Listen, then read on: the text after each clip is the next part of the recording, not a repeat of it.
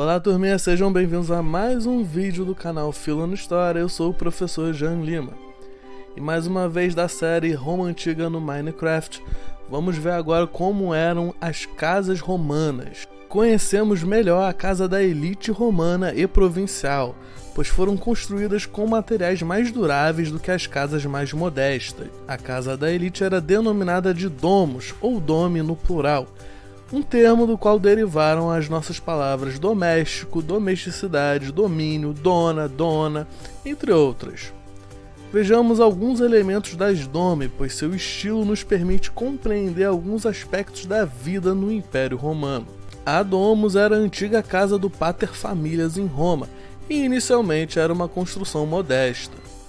Aos poucos, com o enriquecimento geral da aristocracia romana, ela foi se desenvolvendo até chegar ao esquema que apresentamos a seguir. A casa romana era construída voltada para dentro, ou seja, tinha pouquíssimas janelas para o exterior, para a rua. A domus do período imperial era dividida em duas partes. A primeira estava agrupada em torno do átrium e a segunda em torno do peristilo. A domus era perfeitamente adaptada ao clima mediterrâneo, com espaços abertos permitindo que a luz e o ar penetrassem e circulassem entre os corredores e cômodos diversos. As dome em geral tinham apenas um andar, mas essa aqui tem duas. No átrio vemos uma pequena piscina, um impluvium, que acumulava a água da chuva que entrava pelo compluvium, uma abertura no telhado, enquanto no peristilo a chuva molhava as plantas do jardim. Na origem, o impluvium era a única fonte de água da casa. Mais tarde, com a construção de aquedutos, o impluvium perdeu sua função de armazenamento de água, mas continuou existindo como uma tradição arquitetônica. Muitas vezes o impluvium estava conectado aos outros tanques que recolhiam excesso de água para uso futuro. Nas províncias setentrionais muito mais frias, as casas mais ricas eram adaptadas ao clima, contendo um sistema de aquecimento para que o ar quente circulasse no chão e ao longo das paredes.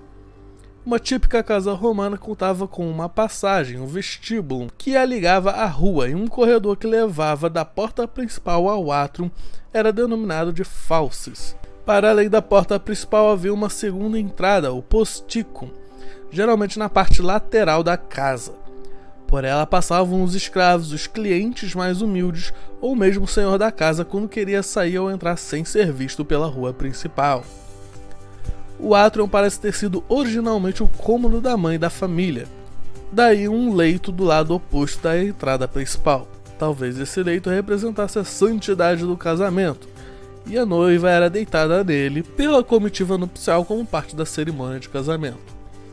No átrio também ficava o larário e o cofre da família também. O tablinum era a grande sala de recepção da casa, situada entre o átrio e o peristilo.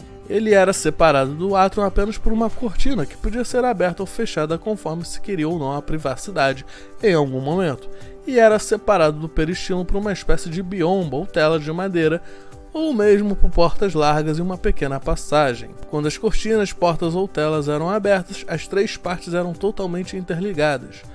O triclinium era a sala de jantar, em latim cena. Muitas casas encontradas tinham vários triclinia, permitindo à família o luxo de escolher onde fazer suas refeições ou seus banquetes. Muitas vezes havia um triclinium para ser usado no verão, bem ventilado, e outro para ser utilizado no tempo frio. O peristilo era na prática o jardim da casa, além de plantas e flores, estátuas e outros ornamentos embelezavam esta área. Assim como o tablinho dava prosseguimento ao átrio, no centro da domus, assim a exedra se estendia a partir do peristilo. Era um cômodo espaçoso de proporções similares aos do tablinho e servia como local de reuniões para íntimos ou mesmo para banquetes. Os cubícula eram os quartos. Eram cômodos bem menores do que os demais da casa, apesar de muitos conterem obras de arte. A taberna era um aposento nas domus que tinha sua própria entrada para a rua e não conduzia ao interior da casa. Às vezes havia várias tabernai numa única domus, que podiam ser usadas como lojas alugadas ou empregando-se um escravo da família para nelas negociar. Então é isso, turminha. Terminamos a aula de hoje, terminamos o vídeo. Se vocês gostaram, deem um like, compartilhem o vídeo, se inscrevam no canal. Tchau, tchau e lavem as mãos.